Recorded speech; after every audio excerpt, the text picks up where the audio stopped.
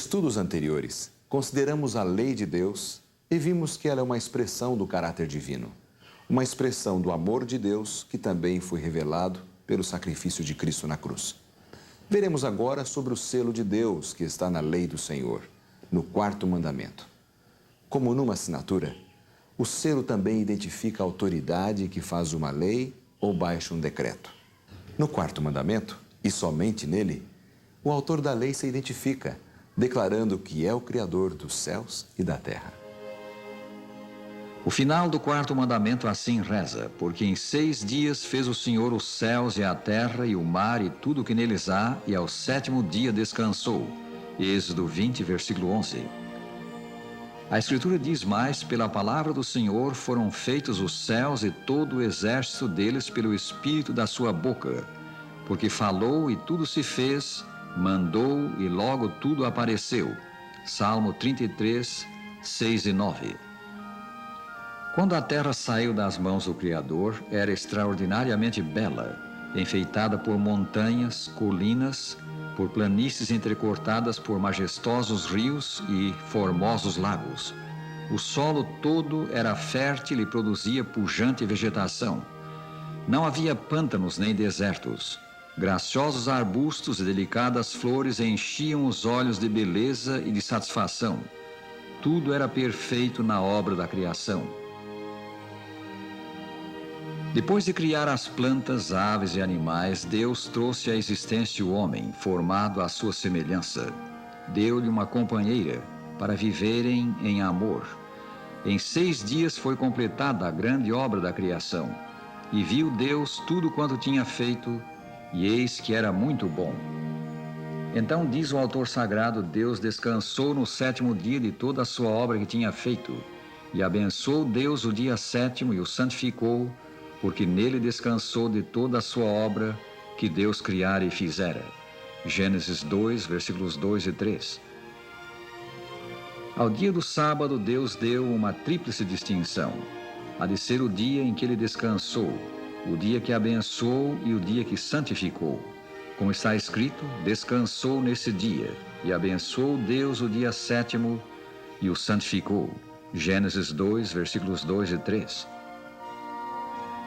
Desde a criação, o 7º dia foi destacado dos demais da semana pelo próprio Criador.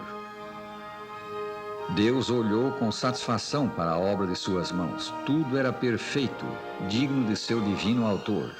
E Deus descansou não como alguém que estivesse cansado, mas satisfeito com os frutos de sua sabedoria e bondade, e com as manifestações de sua glória. Tendo dado o seu exemplo, o Senhor Deus nos diz a nós: o 7º dia é o sábado de descanso. O Sagrado Livro diz também que Deus abençoou o dia de sábado. Na verdade, amigos, grandes bênçãos estão envolvidas na observância do sábado, e Deus deseja que esse dia seja um dia de gozo para nós. Na Bíblia, o sábado e as bênçãos que vêm junto com o sábado são claramente para toda a humanidade e não somente para os israelitas. Em Isaías 56, diz o seguinte: não digo estrangeiro, o Senhor me apartará do seu povo, nem digo eunuco, eu sou uma árvore seca. Mas os estrangeiros que abraçarem o meu sábado, aos eunucos que escolherem este dia, eles abraçam a minha aliança. Eu os levarei para a minha casa e lhes darei um nome melhor do que filhos e filhas, porque a minha casa seja chamada casa de oração para todos os povos. Assim nós vimos que Deus deseja compartilhar sua bênção conosco, com todos nós. E ao aceitarmos o sábado, nós entramos num profundo relacionamento com Deus. E usufruímos, portanto, de todas as bênçãos que Ele deseja nos dar. Deus santificou o 7º dia. Ele é o santo sábado do Senhor nosso Deus. Foi separado dos demais para fins santos. Resumindo a origem do sábado, podemos dizer: ele foi ordenado no Éden, no fim da semana da criação, e foi o dia de guarda para o homem antes mesmo que a lei fosse proclamada no Monte Sinai ao povo hebreu. O sábado não é uma instituição nova. Ele vem do princípio do mundo. Deve ser lembrado e observado como memória da obra do Criador, um verdadeiro monumento da criação desde o Éden. Todos os que guardam o sétimo dia dão a entender por isso que são adoradores do Deus que fez os céus e a terra, isto é, do único verdadeiro Deus. Caso o sábado tivesse sido mundialmente lembrado e guardado, os pensamentos e afeições dos homens teriam sido dirigidos ao Criador como objeto de reverência e culto, jamais tendo havido idólatra, ateu ou incrédulo. Todos os mandamentos dados por Deus devem ser observados. O sábado, inclusive. Porém, no concernente ao sábado, foi usada uma expressão: lembra-te do dia do sábado para o santificar. Esta lei foi promulgada no Sinai, embora o sábado já fosse conhecido e fosse observado, conforme lemos no próprio livro de Êxodo, anteriormente à promulgação da lei no Monte Sinai. Este lembra-te foi necessário porque o homem, ao guardar o sábado, está guardando um dia. E há a possibilidade de esquecer desse dia. O sábado é um dia como qualquer outro. Pode chover, fazer sol, em outros países pode nevar. Não é um dia diferente. Mas ele é diferente na motivação da guarda dele. Ou seja, nós paramos com as atividades seculares e então, reunidos como amigos, como irmãos, nós nos lembramos de que somos filhos de Deus, que fomos criados à sua imagem e semelhança. E nos lembrando disso, nós somos mais humanos, segundo o que diz Paulo, somos uma nova criatura, criados por Jesus Cristo. Quando Deus deu os 10 mandamentos no Sinai, fez o dever de santificar o sábado uma parte do decálogo eterno. E enquanto vigorarem os 10 mandamentos, estará em vigor também o sábado. O sábado, ordenado pelo 4º mandamento, é o selo de Deus, pois revela sua autoridade como Criador e o seu domínio sobre o céu e a terra. O sábado é chamado sinal entre Deus e seu povo. Também lhes dei os meus sábados para servirem de sinal entre mim e eles, para que soubessem que eu sou o Senhor que os santifica. Ezequiel 20, versículo 12. No livro de Apocalipse, esse sinal é chamado selo. Muitos têm dúvida a respeito de qual dos dias da semana é o sétimo. As Escrituras esclarecem, mas o sétimo dia é o sábado do Senhor teu Deus. Êxodo 20, versículo 10. Alguns talvez pensem que Deus não faz questão de qual dia guardamos. Guardar 1 em 7, afirmam, é o bastante. Contudo, é claro em ensino das Escrituras que o dia de guarda é o 7º dia da semana. E o 7º dia da semana é o sábado. Este assunto tem suprema importância, visto que Deus requer que observemos todos os seus mandamentos. Não fosse assim, e não teria dito, pois qualquer que guardar toda a lei, mas tropeçar em um só ponto, se torna culpado de todos. São Tiago 2, versículo 10.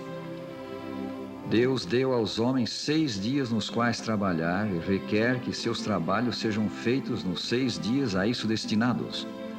Se guardarmos 9 mandamentos e falharmos na guarda do sábado, seremos culpados de violar todos. Há uma bênção na observância do sábado. Lemos no Sagrado Livro: se desviares o teu pé de profanar o sábado e de cuidar dos teus próprios interesses no meu santo dia, mas se chamares ao sábado deleitoso e santo dia do Senhor, digno de honra, então te deleitarás no Senhor. Eu te farei cavalgar sobre as alturas da terra e te sustentarei com a herança de teu pai Jacó, porque a boca do Senhor o disse. Isaías 58, 13 e 14. Uma das melhores maneiras de lembrar-se do sábado e santificá-lo é a adoração de Deus no seu santuário. É ir à igreja para o culto sabático. Obras de misericórdia, de beneficência, são lícitas no dia de sábado. Jesus curou enfermos no sábado. Para santificarmos o sábado, não devemos permitir que nossa mente se ocupe com coisas seculares nesse santo dia, tais como negócios, assuntos profissionais, viagens, etc. O sábado é o tempo ideal para visitarmos outros e falar-lhes do amor de Deus.